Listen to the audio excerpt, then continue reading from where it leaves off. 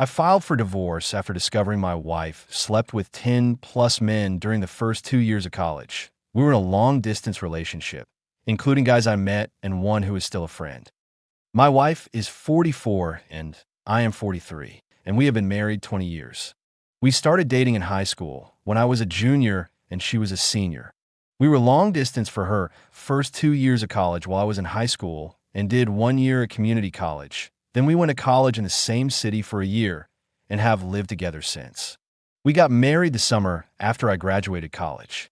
Our marriage has been pretty great so far, but I initiated a divorce after I discovered that she was sleeping with multiple other men for the 2 years we were long distance. Just after Christmas, we got together with a few friends of hers from college to catch up, have dinner, and hang out. We talked about a lot of stuff, and my wife mentioned that we met in high school. Not that we dated, just that we met. Her old college room commented that it was crazy that we met in high school, had a few wild years in college, then ended up together. I played along and commented that I didn't know if my wife was as crazy as I was. The roommate started to tell a story, but my wife cut her off and said she was uncomfortable about it. I sensed something was up, so I said that we actually started dating in high school and were together for my wife's entire time at college. All of my wife's friends got really quiet, and the rest of the dinner was awkward. On the way out, one of her other roommates took me aside and said I should have an honest conversation about what happened at college. I asked my wife on the way home, and she kind of blew me off. I told her it was important that she was honest with me, and again, she said it wasn't important. When we got home, I told her I was going to stay at my brother's house until she was ready to talk about what happened in college. The next day, she came over and admitted to sleeping with several men during her first 2 years at college. She said she didn't consider it a big deal at the time because we were long distance and she didn't think a high school romance would last. I pressed for more details, and she said it was at least 10 different men, including at least 3 guys she introduced to me as friends when I came to visit on weekends, and 1 guy she was still in contact with. I told her that I wanted a divorce and would be starting the paperwork as soon as I could, which I did on January. Her family and most of my family is telling me I shouldn't throw away my marriage over a few mistakes. I've stood by my belief that cheating on me with multiple men for years is unacceptable, no matter when it happened, and the fact that she continued to maintain relationships with these guys right in front of me was an unacceptable amount of disrespect. We have 2 children, but they're 17 and 19, and I believe they will understand why I need to end the marriage. Am I wrong for leaving? I feel like I'm going crazy with the amount of people telling me to overlook years of infidelity and decades of lies. Best comments. She cheated and lied to you then, maintained contact with at least one of her F buddies, and introduced you to many of the guys that were banging her. That is not only dishonest, but cruel. I think you are 100% in the right. Who knows what else she's done? You have no way of knowing. I cannot even imagine what the guys were thinking of him. Like, hey, nice to meet you. We used to pass around your wife, and you don't even know about it. What a loser. The level of disrespect the wife had to feel for OP to be okay with this. If she slept around in college and told you about it, and you reconciled, no issue there. But she kept it from you. She kept in contact with one. She introduced you to her flings as friends at the time. That's completely messed up. You are right to divorce her. She lied to you for 20 years. She does not respect you now or then. And let's not forget that her friends didn't even know she was dating someone at the time, which means she lied to them about when her relationship with Opie actually started. Honestly, her friend who took Opie aside is a good human. Could have let it slide and let him go on clueless about the wife's past. Update number 1. Holy shit, I'm glad I did this with a throwaway because the response here is unexpected. I obviously can't answer every question/comment, but I wanted to provide some detail for common questions. The reason I posted this is that my wife and a few friends have been saying it's common to sleep with other folks when you're in a long-distance relationship, and that I'm kind of the odd one out for not sleeping around. I felt like I was being gaslit, but I wanted an outside perspective. We live in a state with a waiting period to finalize a divorce, so I felt it was a reasonable idea to get some insight before things are finalized. After these comments, I see a handful of folks saying it's normal to sleep around during a long-distance relationship, but it seems to be a significant minority. We saw each other a couple of weekends a month during the 2-year college period. I lived about 3 hours away from her college, so it was long distance, but not like cross country. This was not a situation where we went months without seeing each other. The three guys I met while she was in college were meetups that happened during parties. The subject of me being a boyfriend didn't really come up, so I honestly don't know if these guys knew anything. The one guy we're still in contact with married a mutual friend from college. This is not some guy she secretly messages on the side. It's somebody we've talked to regularly for years. I've talked to him a few times since I've learned about my wife. He said he didn't know we were dating at the time and has since blocked my wife on social media. Some folks have asked how the roommates didn't realize at our wedding that the timelines didn't work out. The main reason is that my wife and I had a very small ceremony with just close family in Texas, then went back to the East Coast to have a big party with friends. The typical reception/sharing details about how we met stuff didn't really happen, so her roommates didn't realize we started dating before college. It sounds like they thought we only dated for the year we were both in the same city, then moved in together.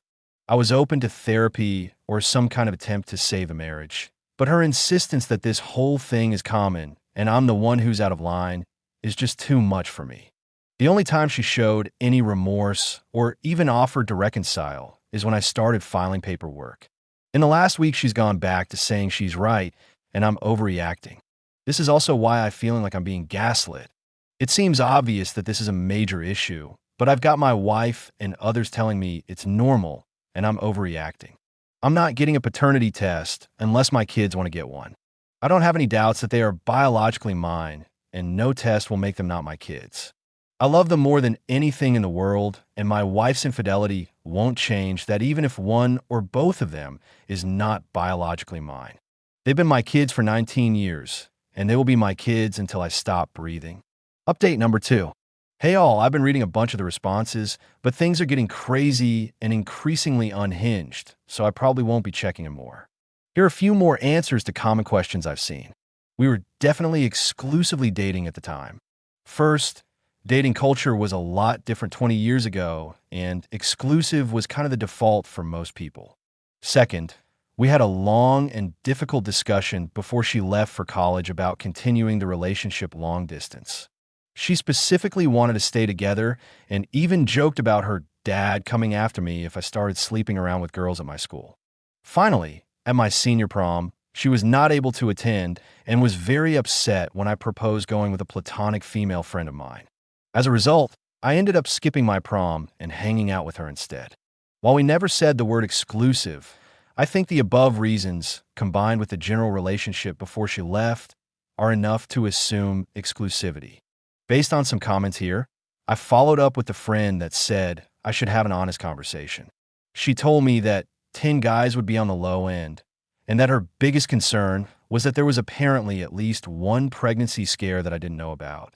I honestly don't think that really changes much. It's less about the number for me and more about the fact that she seems incapable of recognizing why this was wrong or why I feel betrayed. Thank you all for the helpful responses, even those that disagree with me. I will still be open to therapy if she's willing, but I honestly feel like it would be more about us being successful co-parents and finding closure than saving our marriage. Update number 3, 33 days later. First, let's talk about the things I learned about the situation in college. After talking to my wife in sessions and texting with 2 of her roommates, it's clear that her roommates knew something was up in college. They said though the situation was weird and likely involved cheating. My wife had told them that we both had some wild times in college and worked it out before we got married, so they never really brought it up. The roommate who pulled me aside recently was uncomfortable with the fact that my wife clearly didn't talk it through with me and wanted me to know. As far as being introduced to guys she slept with, apparently that was not intended. For one of the guys, he ended up dating and then marrying one of our mutual friends from college. This is the guy she was in contact with. In the other situations, she initially blamed me in the counseling session, but has now agreed it was bad. When I went to visit her, she planned to hang out in the room or just hang out together alone, but I want to go to a few parties because in high school and community college, I didn't really have parties to go to. She didn't expect me to meet the guys, but they were at the parties and she felt she didn't really have a choice. I still think this is kind of shitty, but it's not as bad as her intentionally parading me in front of the guys. Most of our discussion in therapy has been talking about why I think it's a big deal and she doesn't. She initially said that none of these guys were in relationships with her, and it was mostly one-night stands or friend with benefits. Since she didn't view them as romantic relationships, she didn't see the big deal, her words not mine. My opinion is that we never said that was okay, and she actively prevented me from doing the same. After digging into this across 2 sessions and my wife talking to some friends, she now agrees that it was a breach of our trust/relationship. This is the shared understanding that has helped us talk about the situation more honestly and helped us get from arguing to talking, which is why I'm optimistic about co-parenting. Now, here's why I'm 100% set on divorce. 2 things came up that make me want to leave the marriage. First, about 10 years ago, we went through a really rough patch and had a dead bedroom for about 2 years. She had expressed that our sex life was becoming boring, so I tried to spice things up. Nothing crazy, just role play and like sex toys. Apparently, she had been hung up some sexual experiences that happened in college that she is not comfortable talking about and wanted me to try them, but when I did, it made her feel awkward and guilty that it made her think of other men while she was with me. The fact that she's saying these experiences were meaningless, but they're still impacting our marriage tells me they meant more than she wants to say. Second, she admitted that she has been flirting with coworkers on business trips since the pandemic ended. She says she has never slept with anybody, but it got as far as going on a date with one of her male coworkers. That was the absolute deal breaker for me. We have told our children that we're getting a divorce. We told them it was due to some bad decisions that we made in college that we're having trouble moving past. My 19-year-old, who is in college, asked me if I cheated on my wife while she was away at college. My wife got a little shaken up, but admitted to the kids that she's the one who cheated. We have agreed to not share any additional details with the kids. I reinforced that both us will be there for the kids and that we are in therapy to help make sure we handle this in the best way for the family. I also told the kids that if they wanted to talk to either of us or a therapist about it, that I would fully support it. We've started talking to a mediator about how to proceed with the divorce, and unless things change, we should be able to have an amicable divorce. We're both financially stable on our own, we have no major debts, and our kids are older, so custody isn't a major issue. This has been a shitty couple of months for me, but I'm doing okay now, and I honestly am grateful that my last post blew up because it both validated some of my feelings, but also motivated me to go to counseling with my wife. Edit number 1. A couple of things to add in response to comments. I know she probably cheated more than she has admitted. Once our dead bedroom situation from years ago and a date with a coworker came up, I accepted that this has probably been going on at some level for our whole marriage. I'm not glossing over that because I'm an idiot who believes she's telling the whole truth. I have enough truth to know this is the right decision and that it was more than just college. Adding more detail won't change anything. In this post, the last post, and in a lot of people keep asking if a hall pass would help fix things. It won't. I don't believe that more cheating will solve the trust issues. That may have worked for other people, but I really don't think that's going to help us. My soon-to-be ex-wife and our counselor know about the Reddit posts. I was upfront with both of them about it. I've kept this anonymous enough that I doubt anybody would guess who I really am, and this has helped me process things. In all honesty, seeing both sides of the issue have helped me, and reading the comments on the last post helped my wife better understand some of the frustration and hurt I feel. I don't necessarily believe sharing all these details on Reddit is the healthiest way to handle a situation, but I don't have many close friends I can share with who aren't also mutual friends with my wife. So this is kind of a way to talk through it.